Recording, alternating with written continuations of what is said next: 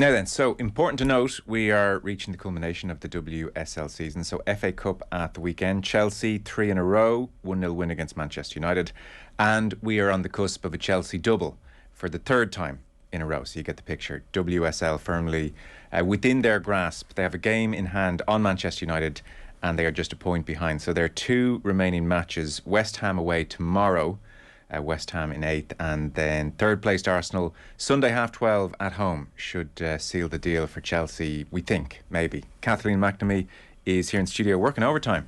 My goodness, you've been here for what can I say? 20 hours. I just love the office that much. You know, it's just so much fun being around everyone for so long. Yeah, I hear you. So FA Cup we should look back on. The headlines were about the 78,000 world record, which is no mean feat, and there is no doubt that the women's game is making a habit now of these very significant events being well attended. It'd be interesting to know, I don't know to what extent it's even possible to ascertain, are these like the Manchester United fan base, a lot of them watching on TV, and the Chelsea fan base watching on TV and they come out for the big day, or is there just an event junkie aspect and it's well marketed and people go along to their first ever women's game? I think it's a mixture of things. So last year when England hosted the Euros, the FA made a really concerted effort that this was going to be a legacy thing. You know, it's not just going to be the summer and then everyone goes home and we forget that we have a really, really impressive league.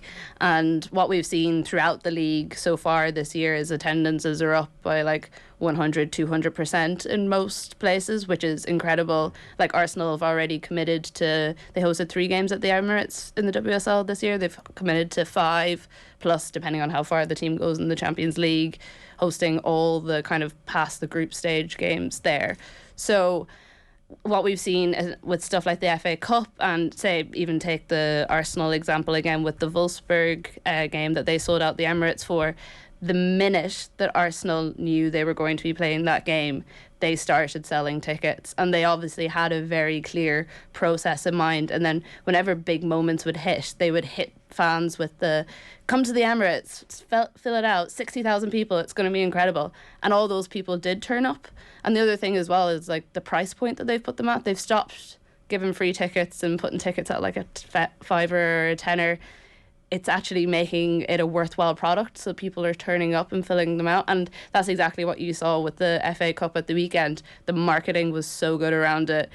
I think it was a mixture of fans, casual fans, and ardent Man United and Chelsea fans, which is always the case in the women's game.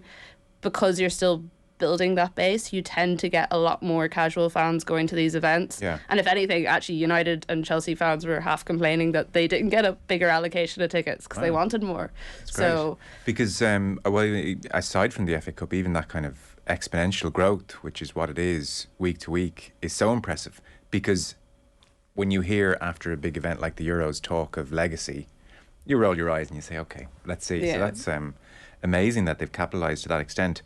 The context for the final, so it was a 1-0 win. Sam Kerr with the goal on 68 minutes. The Guardian called her the Queen of Visualisation, I saw. Is she the Queen of Visualisation? I don't know. She visualises, I guess. She is the queen of getting her... She's a bit like an Erling Haaland-esque character in that she can be in the right place at the right time and can take any sort of shot that she wants. I think for this goal in particular, a lot of credit has to go to Pernilla Harder. So United looked like the better team for the best part of an hour. Pernilla Harder came on with practically her first touch, got in behind the United defence and just couldn't get her shot off. Second touch, same thing. Third touch, in behind the United defence, spots Sam Kerr. Sam Kerr is not missing from there, and that's their goal, and that's all Chelsea needed. So I think Sam Kerr has had to do a lot more this season than she had to do in previous seasons for Chelsea because of the amount of injuries they've had, and that's why she's maybe not scored as many goals. But when you see her link up with someone like Pernilla Harder and the way she's able to find herself the space and know where someone is going to be able to see her, that's when you really see her come into her own. And a slight fear for any Irish fans looking forward to the World Cup this summer. The context for this game is, as I mentioned, Chelsea. It's their third FA Cup in a row. They're on the cusp of a third double in a row, so it's outright dominance at the moment. 3 years ago, Manchester United were playing their first WSL season. They were a little bit late to the party. So I know their manager wasn't thrilled, the United manager wasn't thrilled, and his medal was chucked on the ground. But if you're being fair about the context, that's not a terrible situation for United to have done very well for the guts of an hour, lose 1-0 in their third season. They do seem to be taking this seriously and going about their business in the right way. Definitely, and I think there was a lot of criticism of United, the fact it took them so long to build a women's team, but also they brought Katie Stoney in, they moved up the championship. You know, they really wanted to make sure it was a grassroots sort of thing, as much as you can be grassroots in a club like United. And I think when you look at, say, even the example of them playing Chelsea last year in the league against them, Chelsea shipped 10 goals against them, right, whereas United have only conceded 11 goals all season to every team this year. So like you can see that automatic progress. I think possibly where some of Skinner's frustration comes from is while they did a lot better at the weekend, it was a slight harping back to United of previous seasons where they were the team that dominated and then just couldn't get that final goal. And you would think with the sort of players that they have, you know, Ella Toon, Alessia Russo, even Onabagie, like she's almost like a Katie McCabe character. She loves scampering up the wing and she can score when she needs to. So I think I can see where his frustration comes from, but he was also almost angry at any of the reporters who suggested to him afterwards that this wasn't a turn up for the Bucks, or like you should just be proud to be here. And he was like, no, this isn't where I want this team to be. We want to be competitors. It's a bit showy. It's a bit, look at what a winner I am, but I'll it's his character. And I think, like a lot of people said afterwards, it's one thing if a player gets frustrated and throws their medal, but if a manager does that, it doesn't reflect well, because it's also saying to the players, like, you didn't really do enough and this doesn't matter, and I don't care. And it's, you look at Emma Hayes. Emma Hayes has so many medals. Her Champions League medal, which is like her pinnacle, that's the thing she has left to win, basically. She has a runners-up medal and it hangs in the middle of her breakfast bar in her kitchen. I remember during COVID you could see it in the background of her Zoom calls. Is that to torture herself, or is she proud of it? She says she's proud of it, because she's like, that's the height that I've reached in my career probably so far, and once I get that gold medal then it'll probably replace it. Whereas with someone like Mark Skinner, he hasn't really got that sort of legacy behind him. You know, Mark, he doesn't have enough medals to be throwing them around, put it that way. No right to be unhappy with that medal. I was listening to Emma Byrne on COYGIG, and like through gritted teeth she was saying Chelsea are Real Madrid-esque. It's not attractive, it's not pretty, they can soak up pressure and they'll find a way to win. And then I feel like she spat on the ground, although I couldn't hear it as such. That was the vibe I got from it. Yeah, that was definitely what her face looked like when we were recording. So that is the Chelsea way at the moment?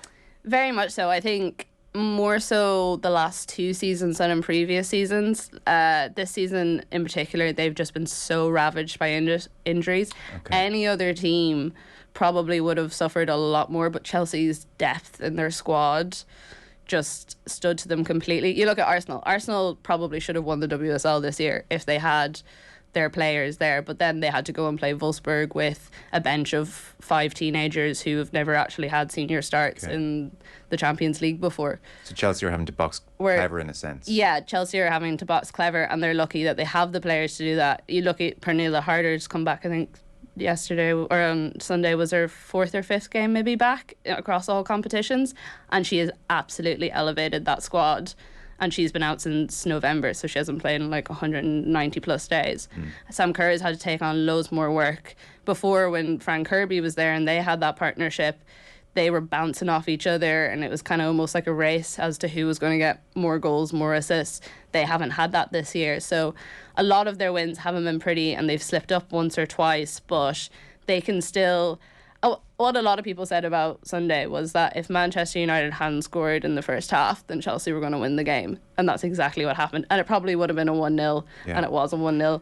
And it would have been Sam Kerr popping up out of nowhere and getting that goal. Yeah. Did Aoife Mannion play, by the way? She did, yeah. She's pretty much nailed on playing, I would presume, given how well she's settled in. Yeah. Pretty much, yeah. Like, I was over in Marbella for the first game that she played, and in a dreadful game. Shining light, but straight away. It wasn't as bad in the Spanish sun when you were sitting there.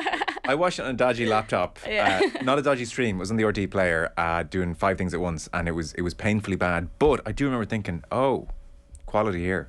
Oh, the minute she got the ball, it was impressive. Like, because I I would have watched a little bit of her in the WSL, but obviously she's been out for so long with injuries. And I remember the first touch she had, she was right beside the goal.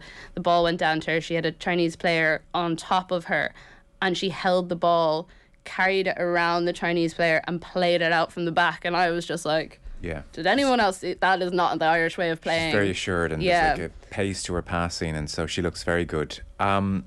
Let's assume for a second Chelsea don't slip up here and they beat West Ham away, and then in what will be like an amazing occasion against Arsenal on Sunday at home, 12:30 kickoff, they win the league, and that's a third double in a row. Emma Hayes is this very interesting case study, I suppose, for the women's game and for the men's game, in that she's often linked to men's jobs. So her stock seems to be endlessly high. Every time she does an interview, I kind of fall a bit more in love with her. You know, talks about starting the job with Chelsea over a decade ago and didn't even have an office, and look what she's built. She's done amazing interviews about her personal troubles, really tough battle with endometriosis and some mental health issues, and you care to mention that she's had a really difficult time. Is she just going to hang out at Chelsea for another decade and keep on winning doubles? Or like, is there something a bit more for her, do we think? Be that a move to the men's game, like a pioneering move in English football? Or will she take the England job at some stage? Or do you get a sense she's happy-ish to just rule the world at Chelsea and try and win Champions League? I think for the moment, she's happy enough at Chelsea to win the Champions League. I think when she gets that Champions League medal, and I don't doubt that she will at some stage, then maybe a move will come more into her head, or a path that she wants to take will come more into her head. She's always said she wouldn't say no to the England job at some stage in her career, but she's made it very clear that at the moment club football is where it's at for her. So is that similar in terms of attitude to the men's game, where it would be seen as a slightly older person's gig, and it's not like the job which it once was? It's it's changed. I think the perception of it has changed a lot as the club game has got increasingly better. Before, it would have been like, this is the pinnacle. Yeah, okay. You want to win a World Cup, you want to win the Euros, you want to compete at that level. Whereas now you have a really competitive Champions League, you have a really competitive league, you have the option to move between competitive leagues to teams like, Emma Hayes could very easily go to France and take on a Lyon, or go to Wolfsburg and rebuild them to the behemoths that they used to be. And maybe that is in her future at some stage, but at the moment it seems that Chelsea is it's like an Alex Ferguson or Arsene Wenger. Well, Arsene Wenger in the earlier years. Yeah, she has built that industry there. She has built that machine, and she wants to keep control of it for a little while longer. She was like, even today, she was saying that they basically have their summer transfer deals all sewn up and ready to go. And you're kind of looking and you're like, it's May. The transfer window hasn't even opened yet for like another month or so. Did she have in brackets, thank God Todd Bowley has left us alone? Yeah. We're actually well run over here, Todd. Just one last point. So you mentioned this to me outside, I wasn't aware. At the moment, the WSL, the league, is under the stewardship of the FA. Yep. And I would presume with each passing year it's becoming a more and more valuable commodity. And is it like actively up for sale? I mean, are the FA saying, come and take this off our hands for the right price? Or is it just that people are sniffing around? No, so there's always been a progression plan for the league that basically, after a certain amount of time, when it's been built to a certain prominence, I suppose, in England, that it'll be taken on by... It's always been assumed the Premier League. And I remember just before COVID hit, there was a lot of reports that the Premier League were actually looking at it a lot more and saying, okay, what can we do in the next 3 to 4 years? There was like a little bit of back and forth within people who were in like the women's football community of like, do we want the league to be taken over by the Premier League? Their priority. Yeah, because you have the advantage of a lot of people that know how to run big clubs, big industries, know how to bring leagues, get big commercial deals. That is a benefit. But then you flip it and you look, well, United have only had a women's team in the WSL for the last few years. Liverpool's have only just got back up into the WSL after being one of the major powers, and were just cast aside. And you can kind of go through, and it actually has been a lot of lower league teams that have supported their women's team better. So there's that question. Then COVID hit, and they were like, maybe it's going to be bets are off, 7 or 8 years. But just from talking to a few people based over there, there was like a briefing as recently as yesterday saying that 2024 is when it's most likely that the WSL is going to move out of the hands of the FA. Okay. And it's no longer looking like the Premier League. It's going to be an independent group who want to develop the league itself as an independent standalone and cater it to the women's game. So I spend so much of my life talking about it. I think all my friends and family are bored of listening to me that what's right for a man's not right for a woman, and it's the same for the game. So what suits a men's footballer won't suit a women's footballer. So why don't we create a product from the very start that suits them, that has everything that they need, whether that's proper maternity rights, whether that's proper contracts, whether that's, having more facilities in place to give them opportunities outside of the game, because they're not earning the millions upon millions that the men earn, and they need those university degrees. Do we know much about this independent group who are saying such lovely things and you can trust us? I think so. At the moment, from what I've heard, it's being headed up by a representative from Arsenal, which would give me some faith considering how long Arsenal have been at the top of the women's game, and that it's a mixture, I think, of different club representatives and then also commercial representatives, so people who have been investing in the women's game. Okay, so it's not like, it's not American like hedge fund or the Saudis. I don't think so, no, from what I have heard so far anyways. And hopefully it stays that way, because I would much rather that than having to do a big talk about how the Saudis... Amco, WSL. Yeah. Very good. Thank you so much for that. Thank you. Kathleen McNamee with us, and the COYGIG podcast, as always, available to download wherever you get your podcast from.